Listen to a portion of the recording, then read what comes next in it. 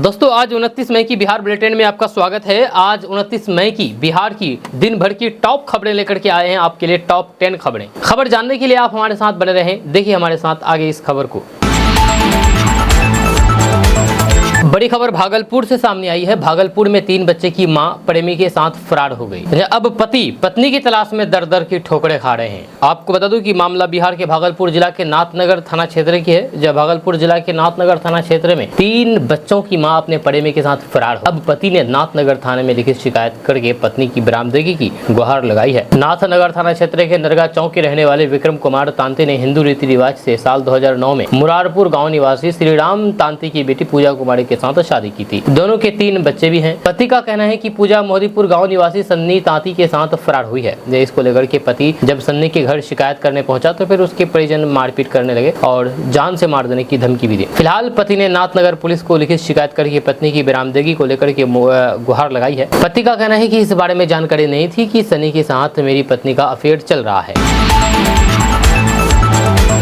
दोस्तों बड़ी खबर बिहार के भागलपुर से सामने आई है। यहाँ पर एक पत्नी को नौकरानी चाहिए थी तो उसने अपने पति की दूसरी शादी करा दी। जी हाँ, भागलपुर में पत्नी को नौकरानी की तलाश थी, इसलिए उसने अपने पति की दूसरी शादी करा दी। पूरा मामला बिहार के भागलपुर जिले के जगदीशपुर थाना क्षेत्र के सैनो गाँव का है, जहाँ 2 मई को पीड़िता की शादी मुंगेर के खड़गपुर थाना क्षेत्र के रत्नी निवासी हीरालाल दास से हुई थी। 4 मई को पीड़िता और हीरालाल दास दिल्ली के लिए रवाना हुए। जब 5 मई को वे दिल्ली पहुंचे, 1-2 दिन तक तो सब ठीक ठाक रहा। उसके बाद प्राइवेट बैंक में मैनेजर पद पर तैनात पहली पत्नी संगीता देवी के साथ हीरालाल दास उठने बैठने लगा। जब पीड़िता ने हीरालाल से संगीता के बारे में पूछा तो फिर उसने बताया कि वे मेरी पत्नी है, तुम उसकी सौतन हो। जब नौकरानी की कमी पूरी करने के लिए मैंने तुमसे शादी किया है, रहना है तो रहो, नहीं तो फिर चले जाओ। इसके बाद जब पीड़िता ने विरोध किया तो फिर उसके साथ मारपीट की गई और गाली गलौज करके वहां से भगा दिया गया। इसके बाद काजल दिल्ली से भाग करके भागलपुर पहुंची और उसने महिला थाने में लिखित शिकायत करके आरोपी पति के खिलाफ कार्रवाई की मांग की है। पीड़िता का कहना है कि संगीता ने धोखे से अपने पति हीरालाल दास को देवर बता करके 2 मई को हिंदू रीति रिवाज से शादी करवा दिया। जब शादी में दहेज नहीं लिया गया था। जब शादी के बाद जब मैं दिल्ली पहुंची तो फिर मुझे पूरे मामले की जानकारी हुई। इसके बाद हीरालाल ने कहा है कि मैं दोनों को साथ रखूंगा। वहीं पर सौतन ने कहा है कि मेरी सरकारी नौकरी नहीं है, तुम्हें रहना है तो फिर नौकरानी के रूप में रहना पड़ेगा।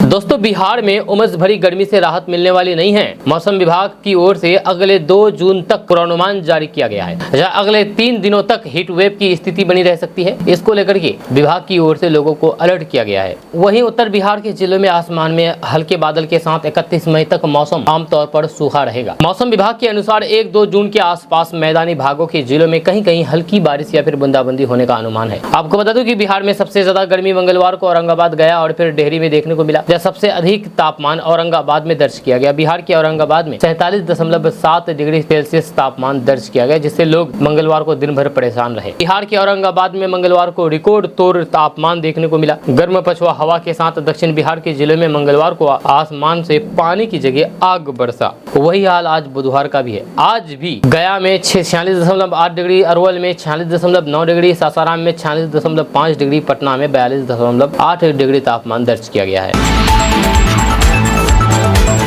दोस्तों बिहार की काराकाट सीट काफी हॉट लोकसभा सीट बन गई है। इस सीट से Bhojpuri cinema star superstar Pawan Singh की चुनावी मैदान में है। पवन सिंह के काराकाट से नामांकन के बाद बीजेपी ने उन्हें पार्टी से निष्कासित कर दिया था। अब इस पर पवन सिंह ने बीजेपी पर हमला बोला है। जी हाँ, आपको बता दूं कि एक न्यूज चैनल से बातचीत में उन्होंने कहा है कि जिसका जो काम है वह वही करता है। जब मुझे कोई भी दुख नहीं है, जो भी मेरे साथ हुआ है मैं उसके लिए धन्यवाद देता हूँ। उन्होंने आगे कहा है कि मेरी चुनावी कार्यक्रम में 18 से 25 या फिर 30 साल के युवा आ रहे हैं, वे सेल्फी के लिए पागल हैं, वे वोट नहीं क्या। जब चुनावी अभियान को लेकर के बात करते हुए उन्होंने कहा है कि चुनावी अभियान अच्छा चल रहा है। यहाँ वो कोई लड़ाई करने के लिए नहीं आए हैं। जब चुनावी माहौल है और फिर मुझे हर जगह से लोगों का आशीर्वाद मिल रहा है, मैं किसी से लड़ाई करने की बात नहीं करूंगा जब मुझे हर तरफ से जनता का आशीर्वाद मिल रहा है। वहीं पर पवन सिंह ने कहा है कि मुझे सांसद बनकर के पैसे नहीं कमाना है, जनता ने मुझे बहुत कुछ दिया है। अगर किसी को मेरी बात पर भरोसा नहीं है तो मैं लिख करके दे दूंगा कि मैं सांसद बनने के बाद सांसद को जो पैसा आएगा उससे रोटी नहीं खाऊंगा।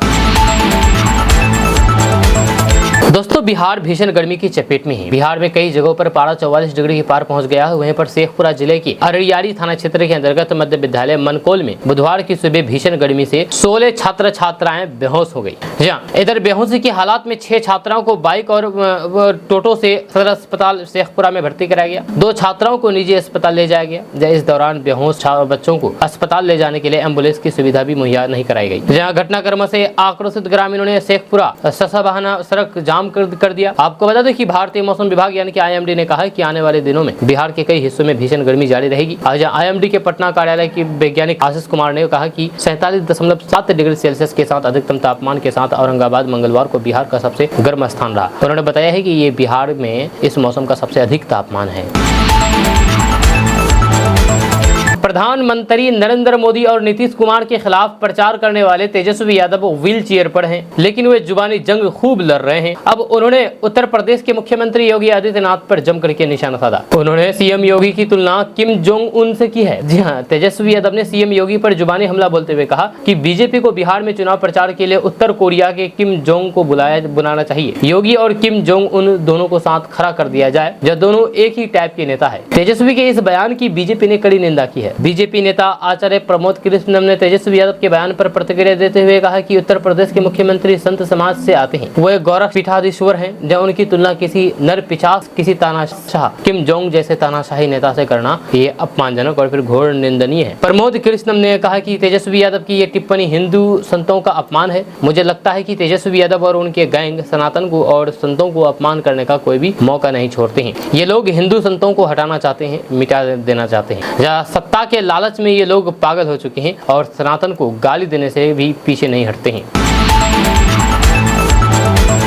अब बड़ी खबर बिहार के भागलपुर से सामने आई है। आपको बता दें कि उमस भरी भीषण गर्मी में स्कूल खोलने का फरमान गलत साबित हो रहा है। इसके बाद भी शिक्षा विभाग के आला अधिकारी कोई भी चिंता नहीं कर रहे हैं। जी हाँ, आपको बता दें कि बुधवार को भागलपुर जिले के गौरडी और फिर शाहकुंड के 2 स्कूलों में 5 बच्चियों की तबीयत बिगड़ गई। मिल रही जानकारी के मुताबिक गौरडी प्रखंड की उर्दू मध्य विद्यालय चकदासिया में प्रार्थना के समय राष्ट्रगान के समय 6:44 पर 4वीं कक्षा की छात्रा सामदा बेहोश हो गई। उसके बाद स्कूल में अफरा तफरी मच गई। इसके बाद बच्ची को स्कूल में ही प्राथमिक उपचार दिया गया। इसके बाद बच्ची होश में आई। वहां के प्रधान अध्यापक मोहम्मद शमसुर जोहा ने बताया है कि उसके बाद 4वीं कक्षा के छात्र के बेहोश होने के बाद जब परीक्षा शुरू हुई तो फिर 3री कक्षा के 2 छात्र बेहोश हो गए। इसके बाद जांच में आए BRP से निर्देश लेकर के बच्चों को परीक्षा के बाद छुट्टी की गई। उन्होंने बताया है कि कमरे की कमी के कारण कक्षा 1 और 2, 3 और 4, 5, 6, 7 और फिर 8 में चलता है। यहाँ 278 बच्चे नामांकित हैं, जब प्रत्येक दिन 230 से ज्यादा बच्चों की उपस्थिति रहती है।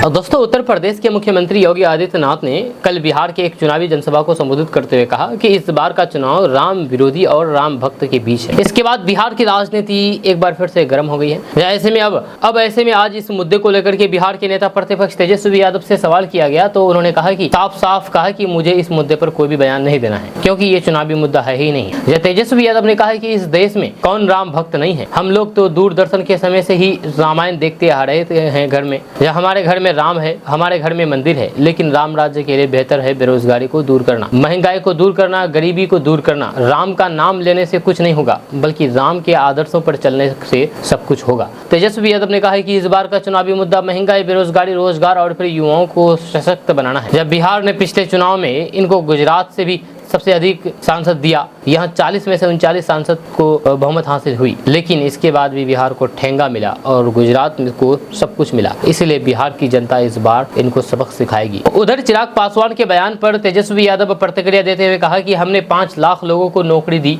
यदि चिराग पासवान ये कहते हैं कि हमने जमीन लिखवा करके नौकरी दी, तो फिर एक लड़का या फिर एक कैंडिडेट को ढूंढ करके लाइन में लाइए जिसे हमने जमीन लिखवाया हो।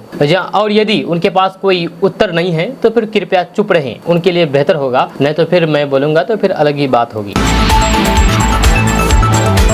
दोस्तों बिहार में भीषण गर्मी का प्रकोप देखने को मिल रहा है, जहाँ सुबह 9 बजे से ही तापमान 40 डिग्री के पार पहुंच जा रहा है, जहाँ ऐसे में लोगों का घर से निकलना मुश्किल हो रखा है। इस बीच शिक्षा विभाग के अपर मुख्य सचिव की तरफ से दोपहर 1:30 बजे तक सरकारी स्कूलों को चलाने का आदेश जारी किया है। जहाँ इसके बाद देखा जा रहा है कि बिहार में कई जगहों पर गर्मी की वजह से स्कूली बच्चे बेहोश हो रहे हैं। ऐसे में अब इस पूरे मामले को लोजपा रामविलास के राष्ट्रीय अध्यक्ष चिराग पासवान ने अपनी प्रतिक्रिया दी है। चिराग पासवान ने कहा है कि ये गंभीर विषय है, इसको गंभीरता से लेना चाहिए। यदि कहीं पर भी लापरवाही हो तो फिर बात को बिहार सरकार सुनिश्चित करें कि ऐसी घटना वापस से ना हो। जिस तरह से गर्मी बढ़ रही है वैसे में स्वाभाविक है कि बच्चों के लिए माकूल व्यवस्था होनी चाहिए। ऐसे में छुट्टी घोषणा करना पड़े तो फिर वे भी करें। जहां इतना ही नहीं, जो अधिकारी इसमें बाधा उत्पन्न कर रहे हैं उस अधिकारी पर कार्रवाई भी होनी चाहिए। इसके अलावा चिराग पासवान ने पीएम मोदी को लेकर के कहा है कि भगवान ने और फिर इस देश ने 140 करोड़ जनता जिस तरीके से प्रधानमंत्री नरेंद्र मोदी को अपना आशीर्वाद दिया है, इस आशीर्वाद का दिन है कि आज उन्होंने देश की जनता को मुख्य धारा से जोड़ने का काम किया है। लेकिन ये बात कांग्रेस वाले या फिर विपक्षी गठबंधन वाले नहीं समझ पाएंगे।